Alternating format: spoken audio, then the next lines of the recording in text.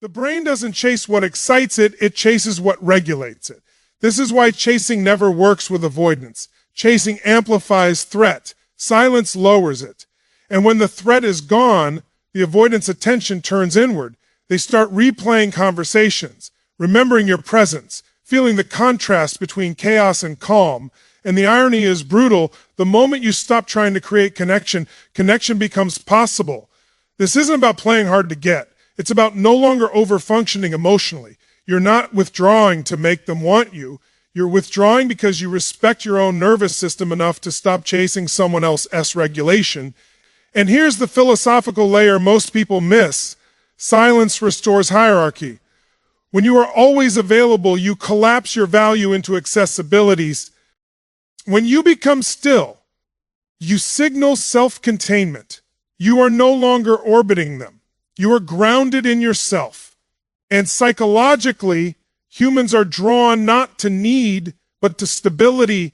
Avoidants, especially, are magnetized by stability because they lack it internally.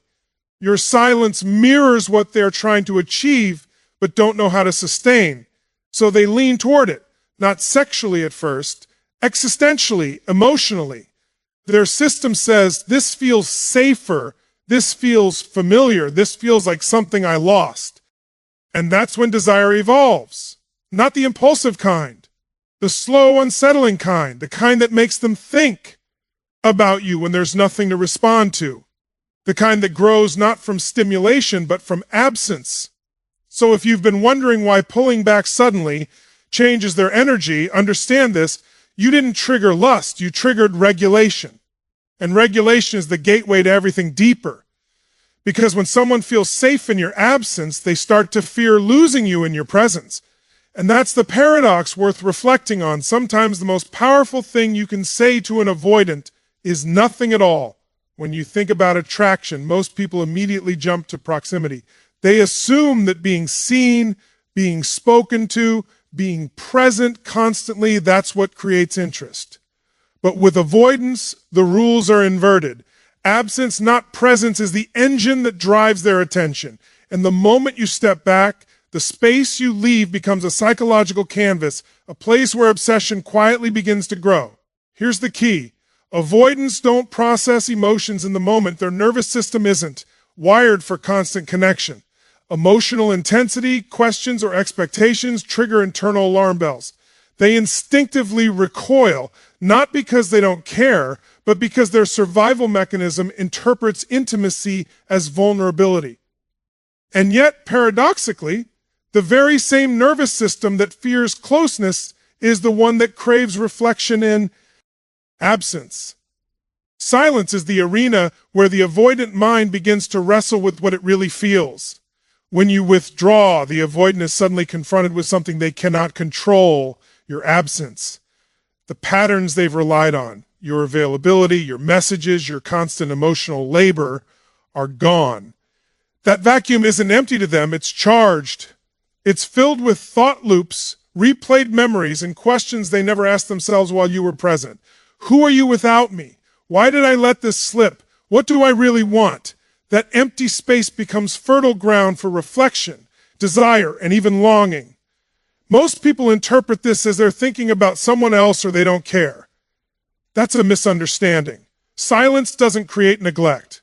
It creates the conditions for self-realization within the avoidant.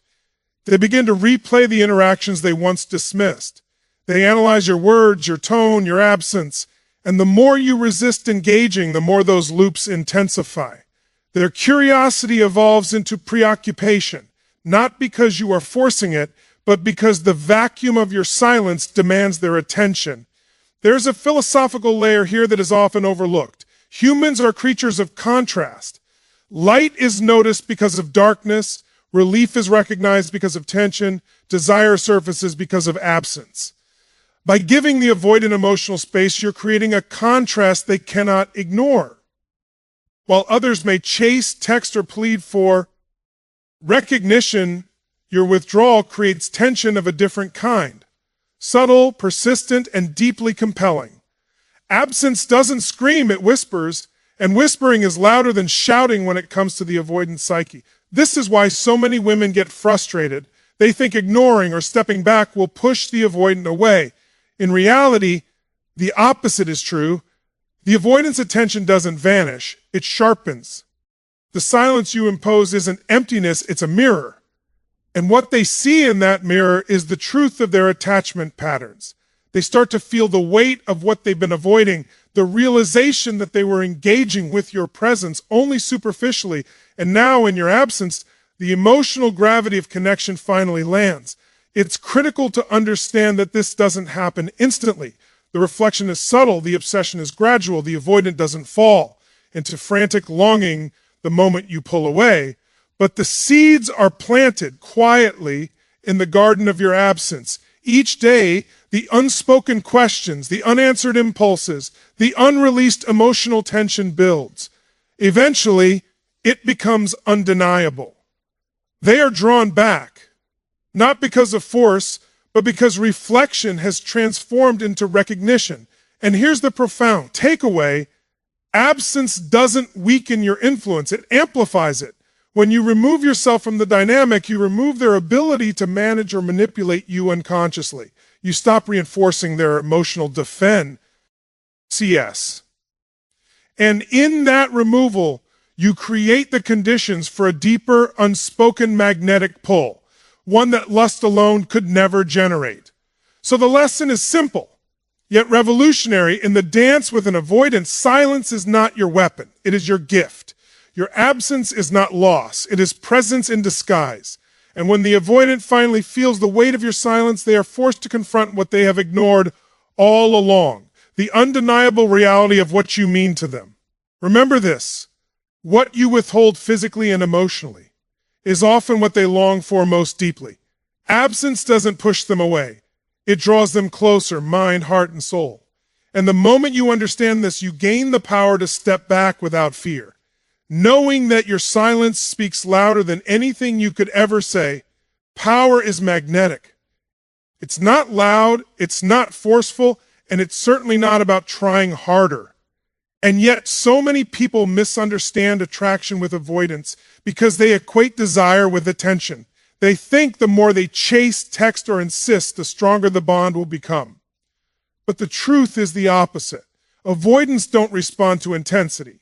They respond to stability. They don't crave pressure. They crave someone who can contain themselves without needing them to regulate their emotions.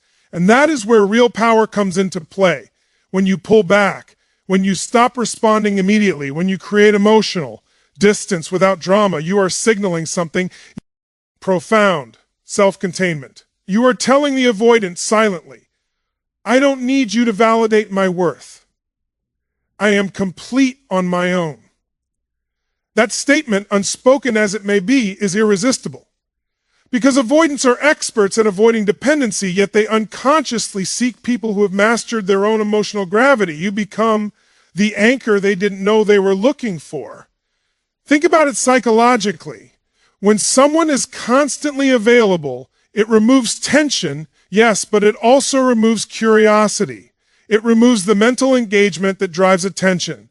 Avoidants are wired to protect themselves from overwhelm, and when you are always orbiting them, providing emotional feedback on demand, their system stays in low-level regulation mode. They feel safe, yes, but not activated. They don't need to think. They don't need to feel. There's no energy pulling them in because you are giving them too much energy already. Power flips the dynamic. Silence, detachment, self-sufficiency, these are not games. They are states of being. And when you embody them, something subtle happens inside the avoidant. Their mind starts to work. Questions begin to surface. Why aren't they reaching out? Why do I feel this emptiness? They start to remember the calm you brought into their life, the rare emotional consistency they didn't expect to find in someone else. You are no longer available to soothe their system. And in that absence, their nervous system begins to notice what it's been missing. That noticing is magnetic.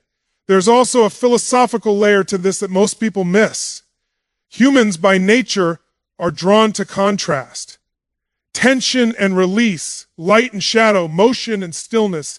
These contrasts create awareness. When you are always reactive, always chasing, always giving, there is no contrast. You become the predictable environment, and predictability doesn't spark reflection or longing. Silence restores contrast. Your absence becomes a mirror to their own feelings. They begin to measure the gap between what they have and what they could lose. That gap is where desire, not lust, begins to flourish. It's critical to understand that this power isn't manipulative. It isn't about withholding for the sake of control. It's about respecting your own value, prioritizing your own emotional ecosystem, and stepping out of the pattern of overfunctioning. Avoidants are drawn not to dominance, not to desperation, but to integrity.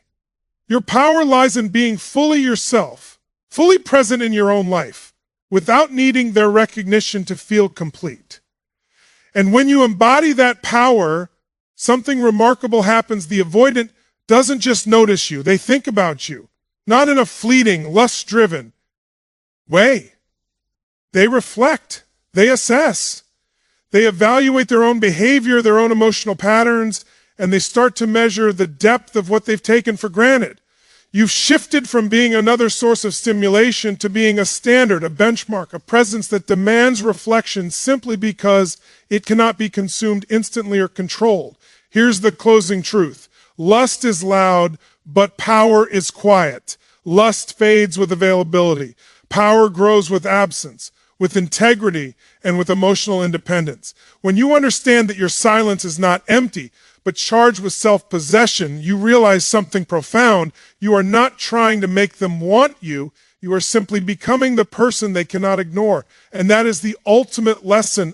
Attraction is not about pressure. It is about presence. Not about chasing, but about owning yourself so completely that your absence becomes irresistible and your self-containment becomes the force that pulls them toward you, no words required. Most people assume that attraction is about what someone wants. They think it's about what they can take from you. But with avoidance, that assumption is exactly what keeps them distant. They don't crave you for what you do or what you provide. They crave the emotional environment you create without even trying. They crave the rare sense of calm, the absence of expectation, the freedom to simply exist without obligation. And when you stop chasing, when you remove the need for constant interaction, that calm becomes palpable, unforgettable. That is what they miss. Not you in the superficial sense, but the emotional experience they had when you were present without demanding anything in return. Think about it. An avoidant is wired to flee from pressure, questions, expectations, even affection and insistence. They trigger the same internal alarm. When you are constantly engaged, constantly reaching out, the emotional weight feels heavy. But when you detach, when you stop reacting, stop explaining, stop trying to manage their feelings, you create an emotional environment that is safe in a way few people ever are. That safety is intoxicating. It isn't physical. It isn't lust. It's something deeper, something primal, something that touches the part of their nervous system that has been waiting, often unconsciously, for relief. What many people miss is that avoidants are never entirely absent from reflection, even when they seem detached. Silence gives them a chance to process. Space gives them a chance to notice. And when you stop engaging, you allow them to confront the reality of what they felt when you were fully present. They begin to remember the subtle things, the ease of your presence, the lack of emotional demand, the freedom to just be themselves without the weight of constant observation. That memory grows more potent in absence. It lingers. It creates longing. And in that longing, they realize what they never acknowledged while you were chasing. There's a philosophical truth here that is easy to overlook. Humans are wired to notice contrast more than consistency.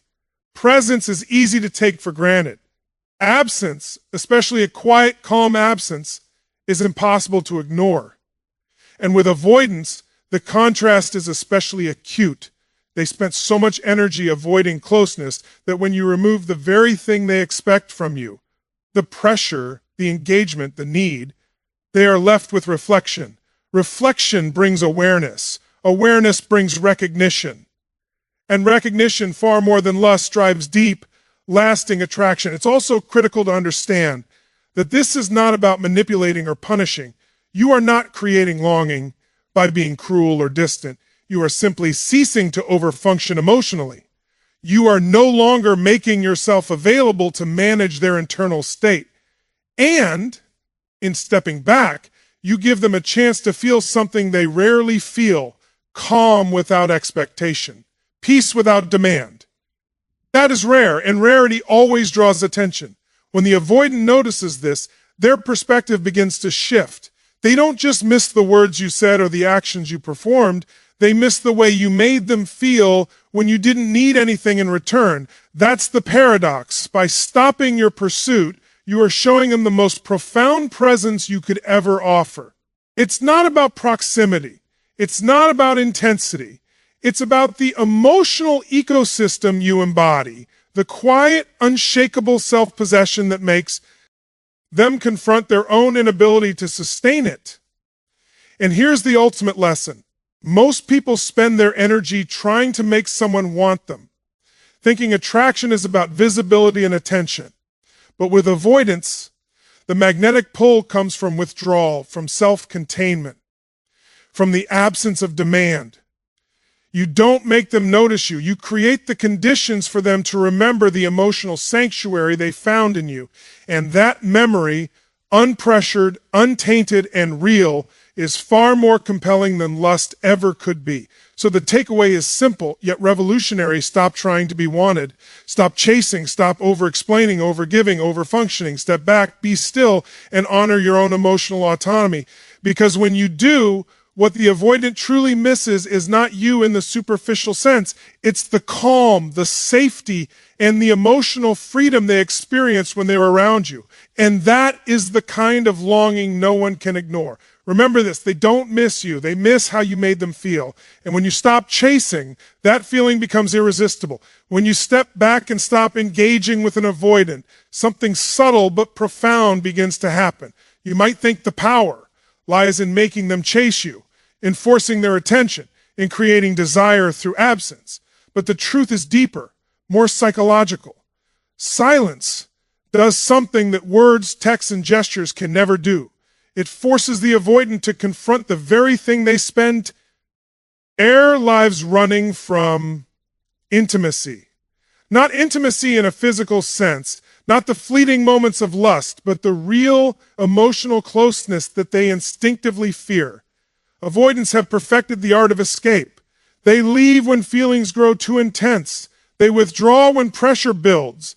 They create distance whenever connection threatens to expose vulnerability. And why do they do this? Because vulnerability for them triggers a deep automatic alarm. Intimacy feels overwhelming.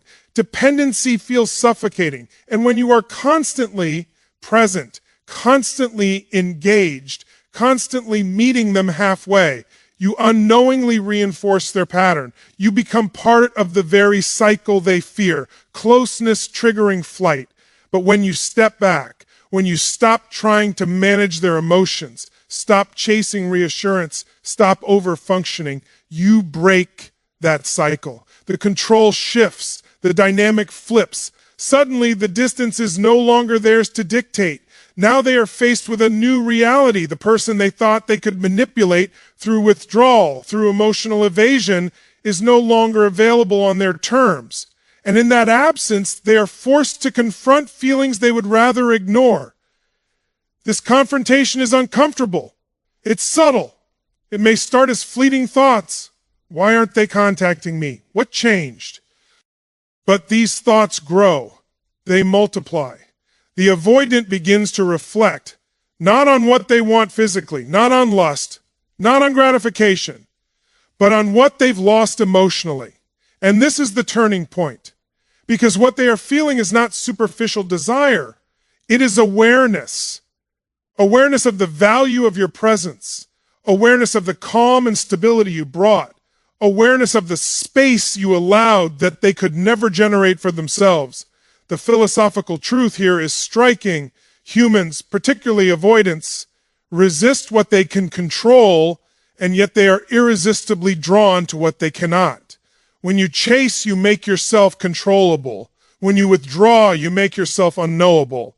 And the unknowable is magnetic. It forces introspection. It forces reckoning. It forces them to measure their own patterns of avoidance against the reality of what they feel. This is why silence is so transformative. It removes the distraction of performance. It removes the need for explanation. It removes the safety net of your emotional labor. And in that void, the avoidant experiences something rare. They feel the weight of absence. They feel the tension of what could have been. And because they cannot escape it, they must reattach internally. Their mind begins to replay interactions. Remember your calm. Feel the contrast between pressure and freedom. That is where attachment grows. Not through lust, not through manipulation, but through emotional reflection. And here's what most people miss. This isn't about forcing an outcome. This isn't about making them realize something through games or strategy. It is about creating a space where emotional honesty can emerge naturally. When you step back, you are no longer a participant in their avoidance. You are a mirror reflecting what they are afraid to face. And the mirror is powerful because it doesn't demand anything. It simply shows reality, and reality cannot be ignored. So the ultimate lesson is this. When you stop engaging, you are not rejecting them arbitrarily. You are honoring yourself. And in doing so, you give the avoidant the only thing that can break their patterns, the experience of absence, of reflection, of emotional confrontation. That is what shifts the dynamic. That is what awakens recognition. That is what creates attraction rooted in awareness rather than lust. Remember this, the avoidant bonds backward. When you release control, when you remove yourself from the cycle of chase, they are forced to reattach psychologically.